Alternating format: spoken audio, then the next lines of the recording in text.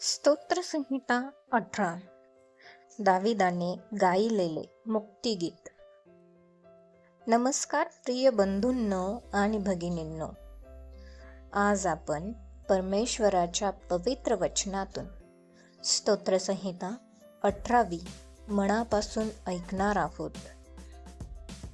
ही स्तोत्रसंहिता वेदनांमधून मिळालेल्या विजयानंतर देवासाठी वाहिलेली एक कृतज्ञतेची स्तुती आहे. चला शांत मनाने प्रभूच्या उपस्थितीत जाऊया. दाविदाने गायलेले मुक्तिगीत. मुख्य गवयासाठी परमेश्वराचा सेवक दावीद ह्याचे स्तोत्र. परमेश्वराने त्याला त्याच्या सर्व वैऱ्यांच्या हातून व शौलाच्या हातून सोडवले. त्या दिवशी तो जी वचने गीतरूपाने परमेश्वरापुढे बोलला ती ही: हे परमेश्वरा, माझ्या सामर्थ्या, मी तुझ्यावर प्रेम करतो. परमेश्वर माझा दुर्ग, माझा गड, मला सोडवणारा, माझा देव, माझा खडक आहे. त्याचा आश्रय मी करतो. तो माझे कवच, माझ्या रक्षणाचे बळकट साधन, माझा उंच बुरुज आहे. स्तुतिपात्र परमेश्वराचा मी धावा करतो, तेव्हा शत्रूंपासून माझा बचाव होतो. मृत्यूच्या बंधनांनी मला वेष्टिले, नाशाच्या पुरांनी मला घाबरे केले. अधोलोकाच्या बंधनांनी मला घेरले, मृत्यूचे पाश माझ्यावर आले. मी आपल्या संकटात परमेश्वराचा धावा केला. माझ्या देवाला मी हाक मारली. माझी हाक त्याच्या कानी गेली. तेव्हा पृथ्वी हादरली व कंपित झाली.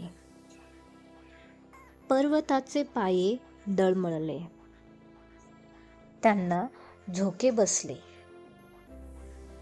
कारण तो संतप्त झाला होता. त्याच्या नाकपुड्यांतून धूर निघत होता. त्याच्या मुखातून ग्रासणारा अग्नी निघत होता. त्यामुळे निखारे धगधगत होते. आकाश लववून तो खाली उतरला. त्याच्या पायांखाली निबिड अंधकार होता. तो करुबारूढ होऊन उडाला. त्याने वायूच्या पंखांनी वेगाने उड्डाण केले. त्याने आपणाला काळोखाने आच्छादून घेतले. त्याने आपणाला आकाशातील मेघमय अंधाराचा, दाट ढगांचा मंडप केला. त्याच्या पुढील तेजाने घन मेघांमधून गारा व धगधगीत इंगळ बाहेर पडले. परमेश्वराने आकाशात गर्जना केली. परात्पराची वाणी झाली. गारा व धगधगीत इंगळ बाहेर पडले. त्याने आपले बाण सोडून त्यांची दाणादाण केली. त्याने विजा पाडून त्यांची त्रेधा उडवली. तेव्हा हे परमेश्वरा, तुझ्या धमकीने, तुझ्या नाकपुड्यांतील श्वासाच्या सोसाट्याने जलाशयाचे तळ दिसू लागले. पृथ्वीचे पाये उघडे पडले. त्याने वरून हात लांब करून मला धरले आणि मोठ्या जलाशयातून मला बाहेर काढले. माझा बलाढ्य वैरी व माझे द्वेष्टे ह्यांच्या हातून मला त्याने सोडवले, कारण ते माझ्यापेक्षा अति बलिष्ठ होते. माझ्या विपत्काली ते माझ्यावर चालून आले, तेव्हा परमेश्वर माझा आधार झाला. त्याने मला प्रशस्त स्थली बाहेर आणले. तो माझ्याविषयी संतुष्ट होता, म्हणून त्याने मला सोडवले. परमेश्वराने माझ्या नीतिमत्वाप्रमाणे मला फळ दिले. माझ्या हातांच्या निर्मलतेप्रमाणे त्याने मला प्रतिफळ दिले. कारण मी परमेश्वराचे मार्ग धरून राहिलो. मी आपल्या देवाला सोडण्याची दुष्टाई केली नाही. त्याचे सर्व निर्णय माझ्या दृष्टीपुढे असत. मी त्याच्या विधींचा त्याग केला नाही. मी त्याच्या दृष्टीने सात्विकतेने वागत असे आणि मी अनितीपासून स्वतःला अलिप्त राखले. म्हणून परमेश्वराने माझ्या नीतिमत्वाप्रमाणे त्याच्या नजरेस आलेल्या माझ्या हातांच्या निर्मलतेप्रमाणे मला प्रतिफळ दिले. दयावंतांशी तू दयेने वागतोस, सात्विकाशी सात्विकतेने वागतोस, शुद्धांशी तू शुद्ध भावनेने वागतोस, कुटिलांशी तू कुटिलतेने वागतोस, दीनजनांना तू तारतोस, उन्मत्त दृष्टीच्या लोकांना नीच करतोस. तू माझा दीप उजळतोस. परमेश्वर माझा देव माझ्या अंधकाराचा प्रकाश करतो. तुझ्या सहाय्याने मी फौजेवर चाल करून धावत जातो. माझ्या देवाच्या सहाय्याने मी तट उडून जातो. देवाविषयी म्हणाल तर त्याचा मार्ग परिपूर्ण आहे. परमेश्वराचे वचन कसास उतरले आहे.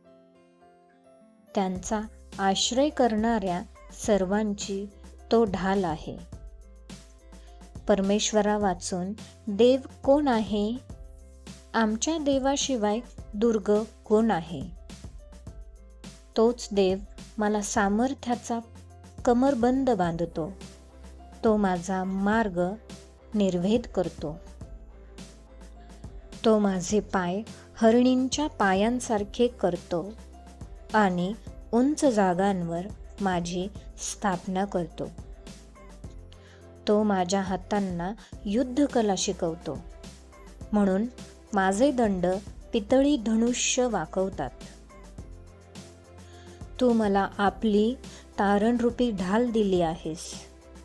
आपल्या उजव्या हाताने मला उचलून धरले आहेस. तुझ्या लीनतेमुळे मला थोरवी प्राप्त झाली आहे. तू माझ्या पावलांसाठी प्रशस्त जागा केली आहेस.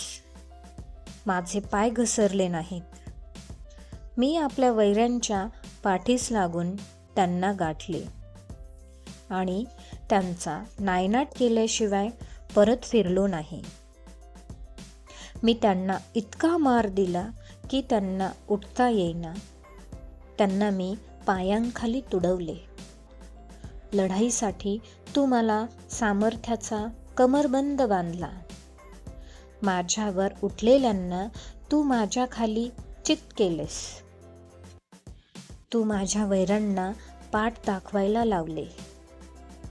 मी आपल्या द्वेष्टांचा अगदी संहार केला. त्यांनी ओरड केली तरी त्यांना सोडवायला कोणी नव्हता. त्यांनी परमेश्वराचा धावा केला तरी त्याने त्यांचे ऐकले नाही. तेव्हा वाऱ्याने उडणाऱ्या धुळीसारखे मी त्यांचे चूर्ण केले. रस्त्यावरील चिखलाप्रमाणे मी त्यांना काढून टाकले. लोकांच्या बखेड्यांपासून तू मला मुक्त केलेस. तू मला राष्ट्रांचा प्रमुख केलेस. जे लोक माझ्या परिचयाचे नव्हते ते माझे अंकित झाले. माझी कीर्ती त्यांच्या कानी पडताच ते माझ्या अधीन झाले. परदेशीय लोकांनी माझी खुशामत केली. परदेशीय लोक गलित झाले. ते आपल्या कोटांतून कापत कापत बाहेर आले. परमेश्वर जिवंत आहे. त्या माझ्या दुर्गाचा धन्यवाद होवो. माझे तारण करणाऱ्या देवाचा महिमा वाढो. त्याच देवाने मला सूड उगवू दिला. राष्ट्रांना माझ्या सत्तेखाली आणले. तोच मला माझ्या वैऱ्यांपासून सोडवतो. माझ्या विरुद्ध उठणाऱ्यांवर तू माझे वर्चस्व करतोस. जुलमी मनुष्यांपासून मला सोडवतोस. म्हणून हे परमेश्वरा, मी राष्ट्रांमध्ये तुझे स्तवन करीन, तुझ्या नावाची स्तोत्रे गाईन. तो आपल्या राजाला मोठे विजय देतो. आपल्या अभिषिक्ताला दाविदाला व त्याच्या संततीला सर्व काळ वात्सल्य दाखवतो. प्रभूवरचे प्रेम. दावीद म्हणतो, हे परमेश्वरा, मी तुझ्यावर प्रेम करतो. संकट संपल्यावरच नाही, तर संकटातही प्रभूवर प्रेम ठेवणे ही खरी श्रद्धा आहे. प्रभू किल्ला आणि आश्रय. दावीद घोषणा करतो, परमेश्वर माझा किल्ला, माझा दुर्ग, माझा उद्धारकर्ता आहे. जेव्हा माणसं अपयशी ठरतात, तेव्हा प्रभू अडिगपणे उभा राहतो. मृत्यूच्या दोऱ्यांतून आक्रोश. दावीद सांगतो, मृत्यूच्या दोऱ्यांनी मला वेढले होते. कधी कधी परिस्थिती इतकी कठीण असते की श्वास घ्यायलाही त्रास होतो. पण त्या क्षणी दावीदाने प्रभूला हाक मारली.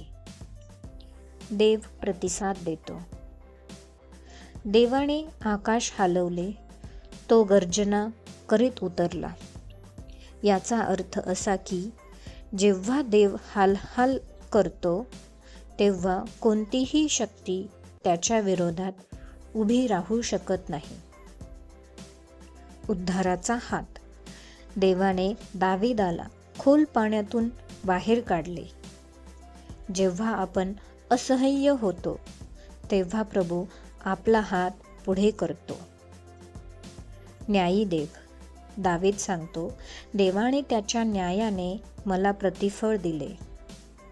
देव अन्याय सहन करत नाही, तो योग्य वेळी न्याय करतो. विजयाची घोषणा. विजयाच्या घोषणांनी ही स्तोत्रसंहिता भरलेली आहे. दावीद म्हणतो, प्रभूने मला माझ्या शत्रूंवर जिंकवले. आजचा संदेश.